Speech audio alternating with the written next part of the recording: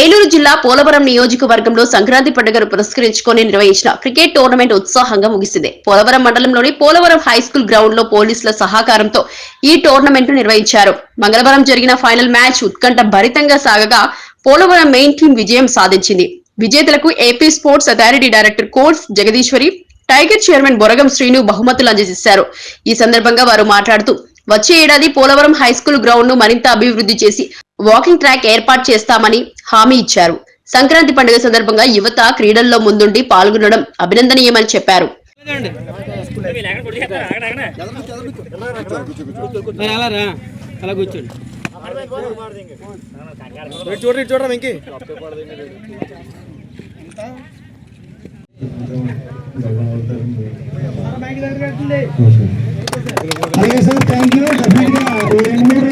Sports కి పెద్దపీట వేస్తుంది.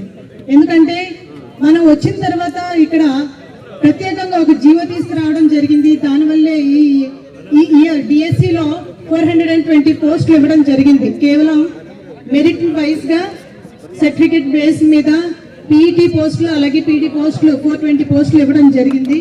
ఆ ఘనత ఖచ్చితంగా కూటమి ప్రభుత్వానికి దక్కుతుంది. అలాగే మనం చూసుకున్నట్టయితే ముఖ్యంగా మన పల్లెటూరులో చాలా మంది టాలెంటెడ్ పర్సన్స్ ఉంటారు, కానీ ఇన్ని రోజులు కూడా బయటకు రాలేదు.